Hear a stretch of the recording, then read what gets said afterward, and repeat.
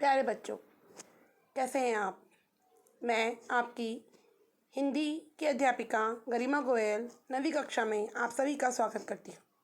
आप घर पर सुरक्षित होंगे और स्वस्थ होंगे। आज मैं आपको हिंदी की पाठ्यपुस्तक और उसके पाठ्यक्रम के विषय में बताऊंगी। हिंदी में 9वीं कक्षा में 3 पाठ्यपुस्तक हैं। क्षितिज भाग 1, कृतिका भाग 1 और मानक हिंदी व्याकरण एवं रचना।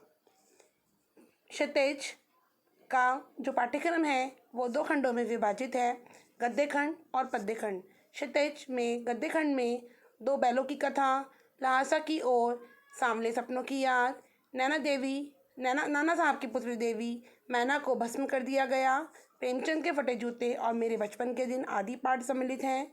और पद्य खंड में साखियाँ एवं शपथ, वाक, सवैये, कैदी और कोकिला, चंद्रघेना से लौटती बेर, यमराज की दिशा और बच्चे काम पर जा रहे हैं सम्मिलित हैं। कृतिका में इस जल प्रलय में, मेरे संग की औरतें, रीढ़ की हड्डी और माटी वाली सम्मिलित हैं। व्याकरण सरस्वती प्रकाशन की हिंदी की जो व्याकरण की पुस्तक है उसमें वो 3 खंडों में विभाजित है। क अपठित बोध, जिसमें अपठित गद्यांश और पद्यांश हैं। खंड ख व्यवहारिक व्याकरण, जिसमें आपको उपसर्ग, प्रत्यय, समास, वाक्य भेद और अलंकार की जानकारी मिलेगी। खंड ग लेखन, जिसमें आप निबंध लेखन, पत्र लेखन और संवाद लेखन देखेंगे। आज हम क्षितिज भाग 1 के पहले पाठ जो कि गद्य खंड से लिया है, 2 बैलों की कथा, जिसके लेखक प्रेमचंद जी हैं, उसके विषय में सबसे पहले मैं आपको बताऊंगी। सर्वप्रथम हम लोग मुंशी प्रेमचंद के जीवन परिचय के विषय में जानकारी प्राप्त करेंगे और उसके बाद हम पाठ शुरू करेंगे। लेखक मुंशी प्रेमचंद का नाम उपन्यास के सम्राटों में गिना जाता है। इनका जन्म सन 1880 को लम्हई, वाराणसी, उत्तर प्रदेश में हुआ। इनके पिता का नाम अजायब राय था और माता का नाम आनंदी देवी था। प्रेमचंद के बचपन का नाम धनपत राय था। बचपन से ही पिता की मृत्यु होने के बाद सारे घर का बोझ इनके कंधों पर आ गया। जब वे कक्षा 10वीं में थे तब ये प्राइमरी स्कूल में शिक्षक बन गए और कार्य करते करते ही इन्होंने बीए परीक्षा भी उत्तीर्ण की। इनकी मृत्यु सन 1936 में वाराणसी, उत्तर प्रदेश में हुई। इन्होंने वैसे तो बहुत सी कहानी लिखी हैं, लेकिन ये हिंदी साहित्य जगत में सर्वश्रेष्ठ कहानीकार भी माने जाते हैं। इन्होंने 300 से अधिक कहानियाँ और 11 उपन्यास लिखे हैं। गोदान, सेवा सदन, प्रतिज्ञा आदि इनके मुख्य उपन्यास हैं। कफन, नवनिधि, प्रेरणा इनकी कहानियाँ हैं। करबला, प्रेम की बेदी, संग्राम और रूठी रानी इनके नाटक हैं। हंस, जागरण, माधुरी आदि पत्रिकाओं का संपादन भी प्रेमचंद जी ने ही किया है। साहित्यिक विशेषताएं अगर हम देखें तो प्रेमचंद ने राष्ट्रीय जागरण और समाज सुधार को अपने लेखन का प्रमुख विषय बनाया है और इन्होंने इंसानों की समस्याओं और अशिक्षा के अलावा समाज में व्याप्त बुराइयां, दहेज, नशाखोरी, शोषण, छुआछूत, ऊंच नीच, जाति पाति आदियों को भी अपनी उपन्यासों का प्रभावशाली साहित्य में जगह दी है। भाषा शैली इनकी साहित्य जनसाधारण का साहित्य है। उनके साहित्य की भाषा सरल, मुहावरेदार एवं व्यवहारिक है। इन्होंने लोक भाषा में भी अपने साहित्य का सृजन किया है।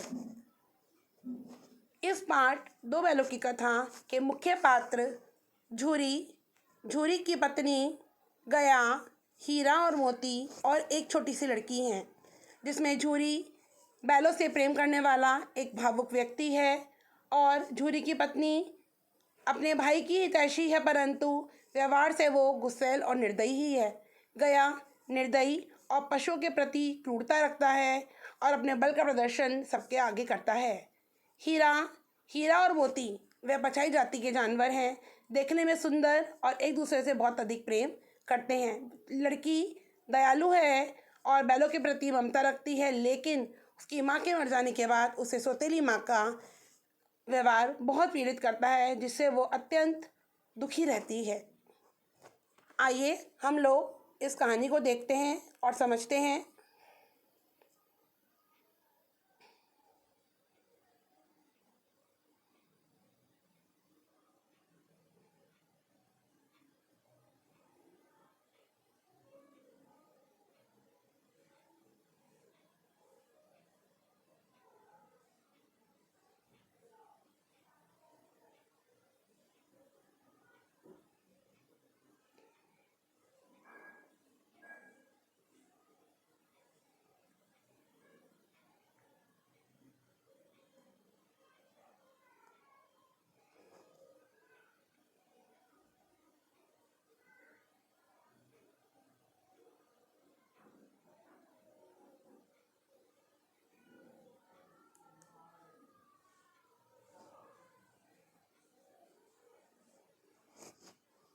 दो बैलों की कथा। झूरी किसान के दो बैलों के नाम थे, हीरा और मोती। दोनों डील में ऊंचे, देखने में सुंदर काठी के और काम में दक्ष थे। बहुत दिनों से एक साथ काम करते करते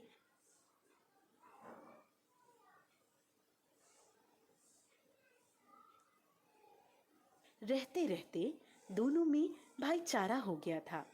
दोनों एक दूसरे को चाटकर और सूंघकर अपना प्रेम प्रकट करते। कभी कभी दोनों सींग भी मिला लिया करते थे, विग्रह के नाते नहीं, केवल विनोद के भाव से, आत्मीयता के भाव से।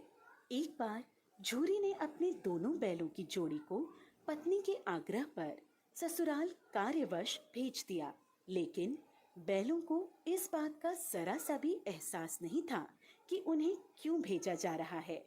उन्होंने समझा कि उन्हें मालिक ने बेच दिया है, इसलिए रास्ते में जाते समय उन्होंने झूरी के साले गया को पूरे रास्ते खूब झकाया। संध्या होने तक दोनों बैल अपने नए स्थान पर पहुंच गए। दिन भर चलने के कारण भूखे भी थे, इसलिए जब उन्हें नांद में लगाया गया तो बड़ी तेजी से खाने को उत्सुक हुए, लेकिन एक ने भी उसमें मुंह नहीं डाला। दिल भारी हो रहा था, क्योंकि आज तक जिसे उन्होंने घर समझा वह आज उनसे छूट गया था। यहाँ उनके लिए सब कुछ नया था। दोनों ने बिना कुछ खाए पिए ही एक दूसरे को कनखियों से देखा और अपनी मूक भाषा में सलाह की। जब रात में गांव में सब लोग सो गए तो दोनों ने जोर मारकर पगहे तोड़ डाले और घर की तरफ सटपट चल पड़े। प्रातःकाल जब झूरी सोकर उठा तो अपने दोनों बैलों हीरा और मोती को दरवाजे पर देखकर स्नेह से गदगद हो उठा। दोनों बैलों की गर्दन में आधा आधा गराव लटक रहा था। घुटने तक पांव कीचड़ से भरे थे। साथ ही दोनों की आंखों में विद्रोहमय स्नेह छलक रहा था। झूरी ने दोनों बैलों को इस अवस्था में देखकर खुशी से दौड़कर उन्हें गले लगा लिया और उन्हें बार बार चूमने लगा। यह दृश्य बड़ा ही मनोहर था, लेकिन झूरी की स्त्री ने बैलों को द्वार पर देखा तो जल बुन उठी। बोली, कैसी नमक हराम बैल हैं कि एक दिन वहां काम न किया, भाग खड़े हुए। परंतु झूरी अपने बैलों पर यह आरोप न सुन सका और बोला, नमक हराम क्यों है? चारा दाना न दिया होगा, तभी तो भाग आए। स्त्री ने रोब के साथ कहा, बस तुम ही तो बैलों को खिलाना जानते हो, और तो सभी पानी पिला पिला कर रखते हैं। झूरी ने पत्नी को चिढ़ाने के ख्याल से कहा, चारा मिलता तो क्यों भागते। दूसरे दिन झूरी का साला गया फिर आ गया और इस बार उसने उन्हें गाड़ी में जोत कर ले गया, जिससे वे उसे रास्ते में परेशान न कर सके। जबकि 2-4 बार मोती ने गाड़ी को सड़क की खाई में गिराना चाहा, पर हीरा ने संभाल लिया, क्योंकि गाड़ी गिरने पर चोट तो उन्हें ही लगती। हीरा ज्यादा समझदार था।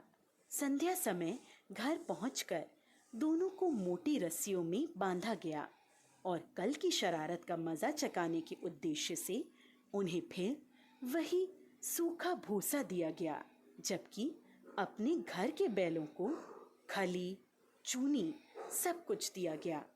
दोनों बैलों का ऐसा अपमान कभी नहीं हुआ था, न ही ऐसा कभी खाने को दिया गया था। दोनों ने नांद की तरफ आंख तक न उठाई। अगली सुबह गया ने दोनों बैलों को हल में जोता, पर दोनों बैलों ने अपनी जगह से न हटने की कसम खा ली थी। वह मारते मारते थक गया, लेकिन उन्होंने वहां से अपने पैरों को टस से मस तक नहीं किया। इस प्रकार हार मानकर गया ने उन्हें नांद पर लाकर बांध दिया। दोनों के सामने आज भी रूखा सूखा भूसा ही डाला गया। दोनों चुपचाप खड़े रहे। घर के लोग अभी भोजन कर ही रहे थे कि एक छोटी सी लड़की घर से 2 रोटियां लेकर निकली और दोनों के मुंह में देकर चली गई। उस रोटी से उनकी भूख तो शांत होने वाली नहीं थी, लेकिन मानो दोनों के हृदय को एक अलग प्रकार की शांति मिली। धीरे धीरे 2-4 दिनों में उस छोटी सी लड़की जो भौरी की थी, जिसकी माँ मर चुकी थी, सौतेली माँ उसे हमेशा मारती रहती थी, से दोनों की आत्मीयता बढ़ गई। दोनों दिन भर जोते जाते, डंडे खाते और शाम को थान पर बांध दिए जाते और रूखा सूखा भूसा डाल दिया जाता। बस रात को वही बालिका लड़की उन्हें रोटियां खिला जाती। उससे उनकी दोस्ती हो गई थी। एक रात दोनों ने वहां से भागने की योजना बनाई। रात को जब लड़की रोटियां खिलाकर चली गई तो दोनों रस्सियां चबाने लगे, पर रस्सी मोटी होने के कारण मुंह में न आती थी। बेचारे बार बार जोर लगाकर रह जाते थे। तभी उन्होंने देखा कि घर का दरवाजा खुला और वह लड़की उनके सामने आ खड़ी हुई। दोनों सिर झुकाकर उसके हाथ को चाटने लगे। उसने दोनों के माथे पर हाथ फेरा और बोली, खोल देती हूँ तुम दोनों को, चुपके से भाग जाओ, नहीं तो यहाँ के लोग तुमसे काम करवा करवा कर मार डालेंगे। उसने दोनों के गराव खोल दिए और भागने का इशारा किया, पर दोनों चुपचाप खड़े अभी सोच रहे थे कि हमारे भागने पर इस बच्ची पर आफत न आ जाए। तभी वह चिल्ला पड़ी, दोनों फूफा वाले बैल भागे जा रहे हैं। ओ दादा, दोनों बैल भागे जा रहे हैं, जल्दी पकड़ो। यह सुनते ही दोनों वहां से भाग निकले। गया घबराकर घर से बाहर आया और भागते हुए बैलों का पीछा करने लगा। दोनों बैलों ने भागने के चक्कर में इतना भी ध्यान नहीं रखा कि वे रास्ता भूल गए थे और भूख से व्याकुल हो रहे थे। अभी उन्होंने आजादी की सांस भी पूरी तरह नहीं ली थी कि देखा, अरे यह क्या, कोई सांड दौड़ता चला आ रहा है। सांड भी हाथी की भांति विशालकाय था। उससे भागना भी कायरता ही थी, सो दोनों ने उससे सामना करना ही उचित समझा। ज्यों ही सांड हीरा पर झपटा, मोती ने पीछे से उसे दौड़ाया। सांड जब उसकी तरफ मुड़ा तो हीरा ने उसे रगेदा। इस प्रकार सांड ने झल्लाकर हीरा का अंत करने की सोची। तभी मोती ने बगल से आकर सांड की पेट में सींग भोंक दी। अचानक हमले से घबराकर सांड घायल होकर गिर पड़ा। तब दोनों मित्र विजय के नशे में उसे छोड़कर झूमते हुए आगे निकल गए। दोनों को लड़ने के कारण भूख लग रही थी। तभी उन्हें मटर का खेत सामने दिखा। मोती उसमें घुस गया। हीरा मना करता रहा, लेकिन उसने एक न सुनी। उन्होंने अभी 2-4 ग्रास खाए थे। तभी 2 आदमी लाठियां लिए दौड़ पड़े। दोनों मित्र दलदल में फंसने के कारण भाग न सके। उन आदमियों ने उन्हें पकड़कर काजी हाउस में बंद करवा दिया। जब वे काजी हाउस के अंदर पहुंचे तो देखा कि वहां कई भैंसें थीं, कई बकरियां, कई घोड़े, कई गधे, पर किसी के सामने चारा न था। सब जमीन पर मुर्दों की तरह पड़े थे। कई तो इतने कमजोर हो गए थे कि खड़े भी नहीं हो सकते थे। सारा दिन दोनों इस आस में टकटकी लगाए देखते रहे कि कोई चारा लेकर आएगा, लेकिन जब कोई नहीं आया तो हीरा के दिल में विद्रोह की ज्वाला दहक उठी। मोती से बोला, अब तो नहीं रहा जाता मोती, चलो यहाँ से भागने का कोई उपाय निकाला जाए। बाड़े की दीवार कच्ची थी। हीरा मजबूत तो था ही, रात का वक्त था। उसने अपने नुकीले सींग दीवार में गड़ा दिए और जोर का धक्का मारा तो मिट्टी का एक चिप्पड़ निकल आया। फिर तो उसका साहस बढ़ा और उसने दौड़ दौड़ कर दीवार पर चोटें की। उसका साहस देखकर मोती ने भी उसी जगह सींग मारना प्रारंभ किया। काफी मेहनत के बाद आधी दीवार गिर गई।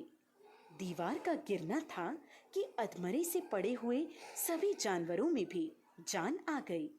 सबसे पहले 3 घोड़ियां सरपट भागी, फिर बकरियां निकली, उसके बाद भैंसें भी खिसक गईं, पर गधे अभी ज्यों के त्यों खड़े थे।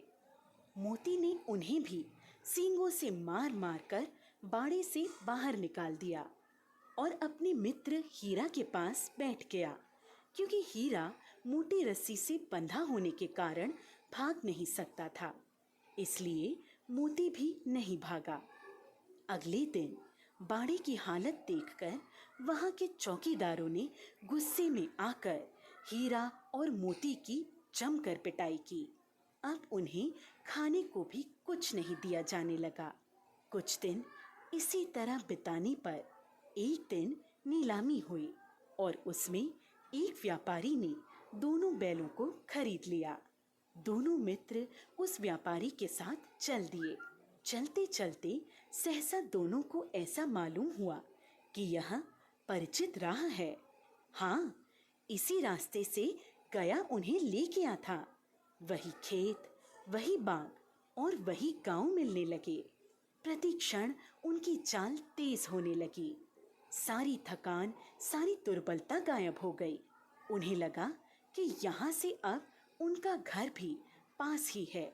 सो उन्होंने थोड़ी और फुर्ती दिखाते हुए घर के रास्ते की तरफ भागना शुरू किया और जब तक अपने घर के थान पर नहीं पहुंच गए, रुके नहीं।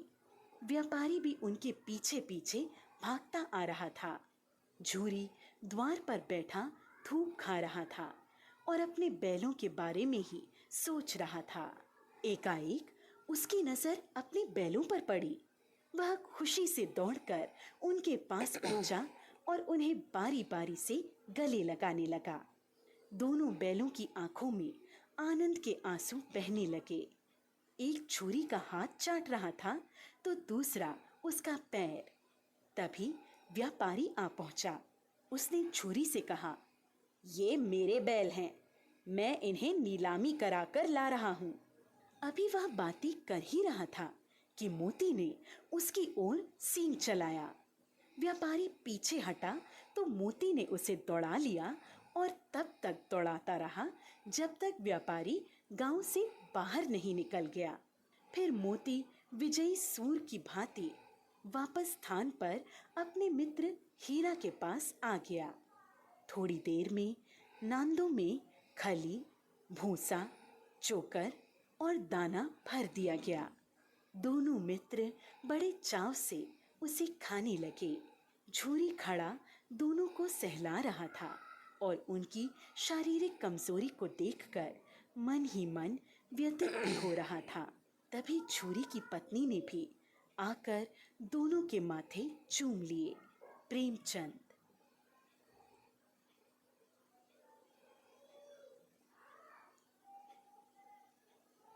बच्चों, आपने जैसे ये कहानी सुनी, आपको समझ आई होगी।